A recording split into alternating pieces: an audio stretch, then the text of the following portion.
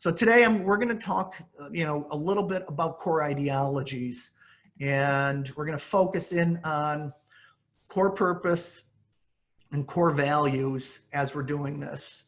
And we want to introduce what these, are all about. In his book, Good to Great, Jim Collins studied the attributes of top performing companies and enduring top performing companies had great cultures and delivered consistently strong financial performance for shareholders. Basically, they did three things consistently. And I mentioned it before, but they had the right people on the bus in the company. The right people were doing the right things, and the right people would do the right things the right way. And they would execute with excellence. And, in order to find out who the right people are, who the right people on the bus need to be, it's vital for companies to clarify and have clarity around their core purpose and their core values. That becomes the culture that attracts people. So, a lot of times, what I've heard from people is they say, well, if I put my core values down in writing and I tell people before they're even hired what our core values are, it might scare them away. And I would say, good. There's enough people out there, and putting your core values and your core purpose down on paper and sharing it inside the interview process and looking for ways to hear it from people in the interview, whether they share those core values and core purpose, that will go a long ways to providing a culture fit. And how many times have you, had an employee in your business that you sit there and say, they do good work. They're a good employee, but there's just something off. It just doesn't feel right. And that's typically what it would come back to, is in this arena, that the culture fit is off a little bit. So let's talk about, some examples of this. Whole Foods, founded in Austin, Texas, in the early 80s by John McKay and his girlfriend at the time, Renee something, I apologize. They wanted to simply provide wholesome groceries, right? That were, part of their local community. They were sourced locally. They were good for the people that bought them, good for the suppliers, everybody, and provided, and it was good for the environment. Well, they began with a purpose. Through hard work and delivering quality products, they developed a really loyal following of customers. And then a flood. 1981, Memorial Day, flood brought torrential rains to Austin, and Whole Foods, where they were, was flooded for days. And they, just being newly started, at a few years old, they thought that they were going to be out of business and that their dream was over. What was amazing is because they had shared their purpose and their core values, customers from around the community showed up with mops and buckets and towels to help them, and so over the next several weeks, because, the community was passionate about what Whole Foods was doing, they, were able to weather that adversity. So when we talk about these things, core purpose is real simple. It's what difference are you making in the world? That goes deeper than profit. What difference are you making in the world? Money doesn't matter to everybody. What purpose greater than profit is happening? And so I'll, share some great examples of some. For Starbucks, their purpose is all about escape. Their core purpose is, it's where do I go to get away to do things? They happen to do that by selling coffee in these, in their great shops. Disney is all about happiness, and they do that through their parks and their movies. But Disney's a really good example.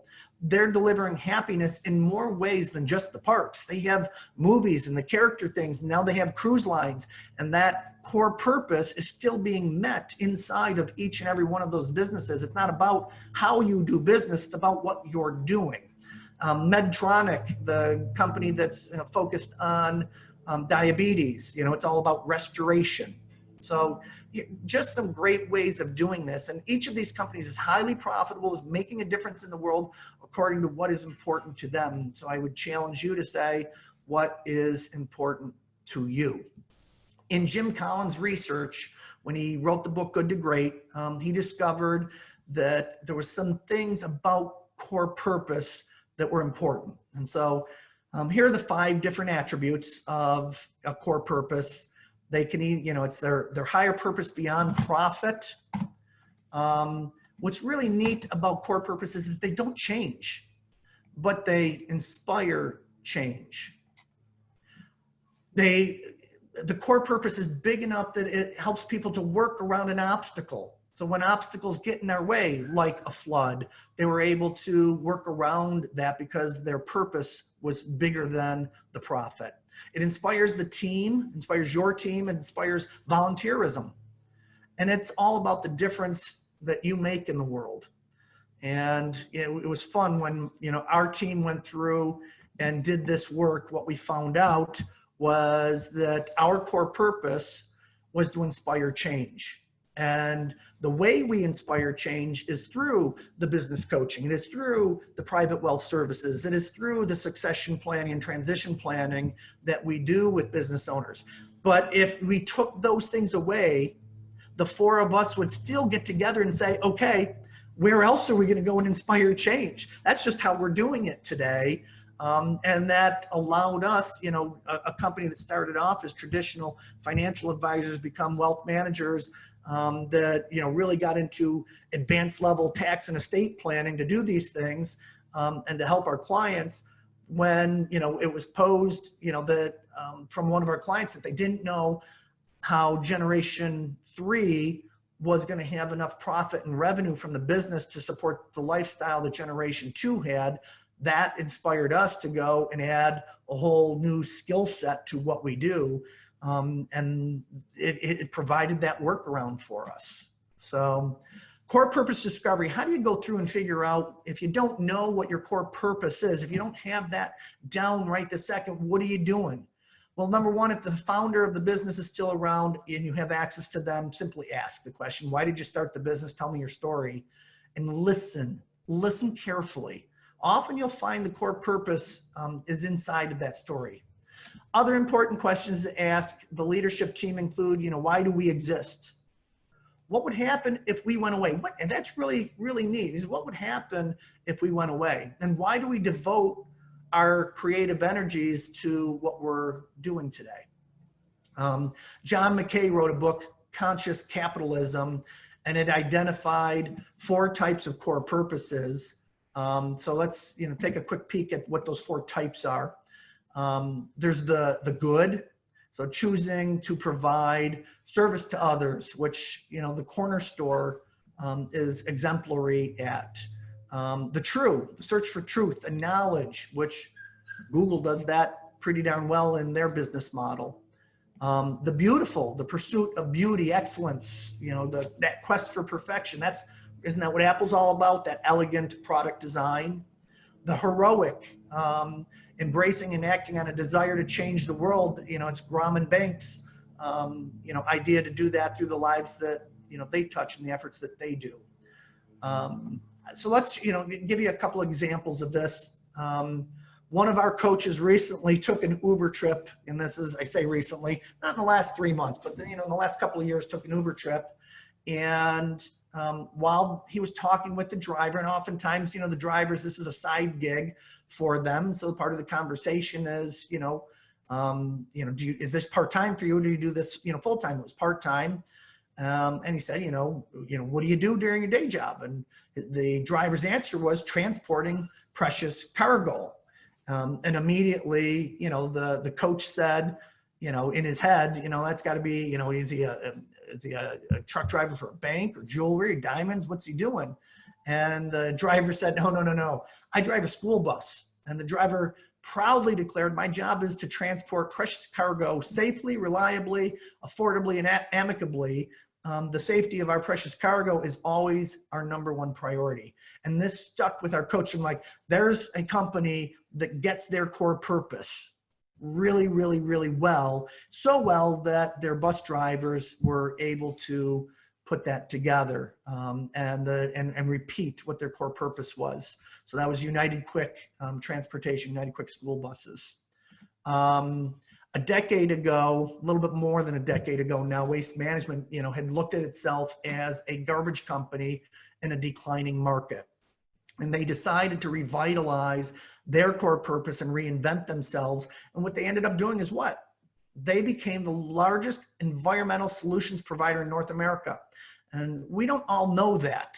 And it doesn't really matter that we know that, but Waste Management was one of the first ones to come out with the recycling bins and start utilizing them with their customers. They developed the largest network of recycling facilities in their industry. And today they've actually developed a renewable energy capability, and they produce more than 2 times the amount of renewable energy than the entire solar industry does. Most people don't know that.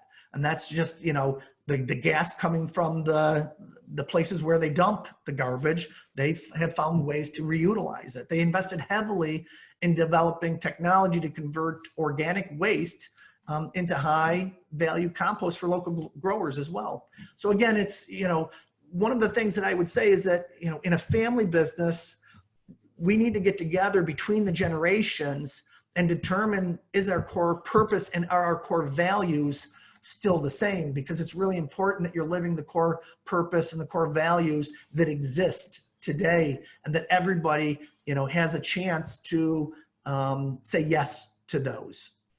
So one of the things that we talk about is inside of the core values is we explain the theory or research behind each of a principle or practice like core values.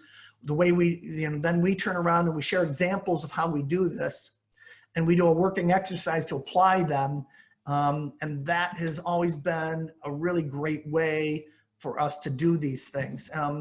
And we're not going to go through the exercise today, but right now, we would be talking about how do we do this with core purpose as we put it out there. So core values is a handful of rules, right? It's a handful of rules, more importantly, that remain constant. And the reason why it's a handful of rules is because as people, we can only hold on to so many. If you've got this list of 17 different rules, nobody's going to ever remember all of them. A Dell executive many, many years ago went to a parent effectiveness training class, and he came back. He was real excited about it. And he wanted to share it with his team, because what he learned from that is when you're parenting children, have a handful of rules, not too many, share and repeat them often, and live by them yourself. Make sure you model them. Well, guess what? The same is true with grown adults and within our business, that if we have a handful of rules, people can remember them. And if we share them and repeat them often, regularly, then people start, they get hammered home and they understand them. And if you're living them yourself, what's good for the goose is good for the gander, as they say. That makes it really important that they understand who they are and what's going on. And I think the biggest test, of these core values are things like, would you be willing to fire an offender of the values? Would you take a financial hit to to your bottom line to give up one of your values, or to withhold one of or to hang on to one of your values? Sorry about that. And then, are the values alive and well among your people today? I think this is probably one of the most important pieces in there. And one of the firms that I'd worked with, their core purpose was real simple. It was to make good things happen. And, one of the ways that they do that and make sure that they're alive among their people is when they see somebody, hitting on the values and doing good things and making good things happen inside of the business, they don't have a thank you card. They have a make good things happen card. And somebody writes one of the owners or one of the family members writes a personal note, or one of the leaders writes a personal note and says, just want to say, thank you for making good things happen. I saw you doing X, Y, or Z. We really appreciate it. And in that same, line of thinking, they have been doing business down in New York City at times, and it's profitable work. There's big jobs down there in the industry that they're in. And there is also corruption. And they have been asked to pad a bid or to do things a little differently off the books.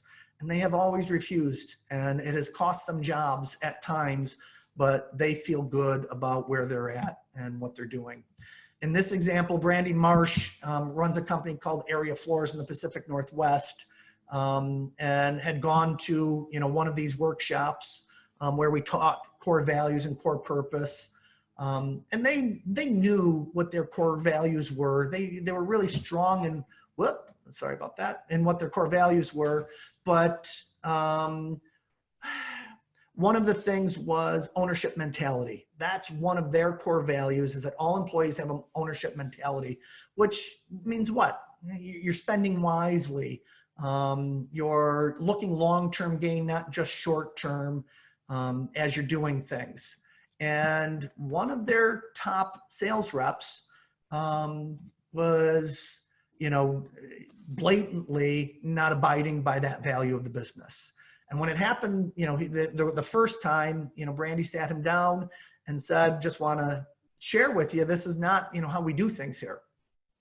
Did it again, and they let him go. And she was scared to let one of her top sales reps go. But what happened was amazing, is that the junior sales reps all stepped up and eventually became stars in what they were doing. And several of them even, thanked her for being and for having and promoting their core values and being serious about maintaining their culture and their integrity within the industry. So nice stuff. Here's Whole Foods. When we look at them, you remember their core purpose is to nourish people and the planet, and their core values fit that, right? We sell the highest quality natural and organic foods. We satisfy and delight our customers. We promote team member growth and happiness. We practice win-win partnerships with our suppliers.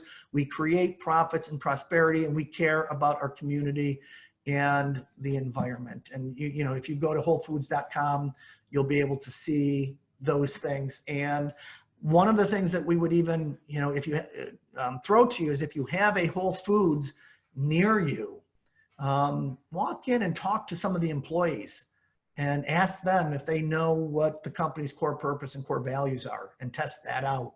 I think you'll be surprised at what you find when you do that. So the other thing is, how do you make these things come alive for your organization? And here's a company, Macintosh Perry.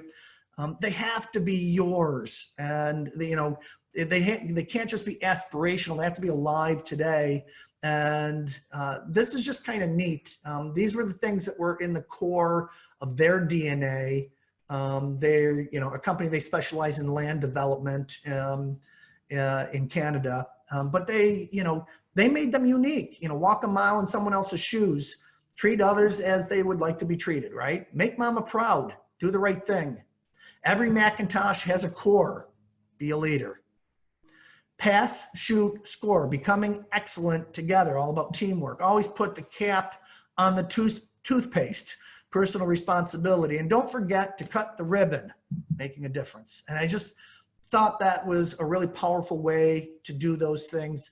If you have your core values and your core purpose up on a wall someplace, or you have them posted on your website and they're not integrated within the organization and they're not alive and well today, feel free to give us a call and find out, what are the exercises to help you make those things come alive. But do the work with your teams and figure out, what's going on there.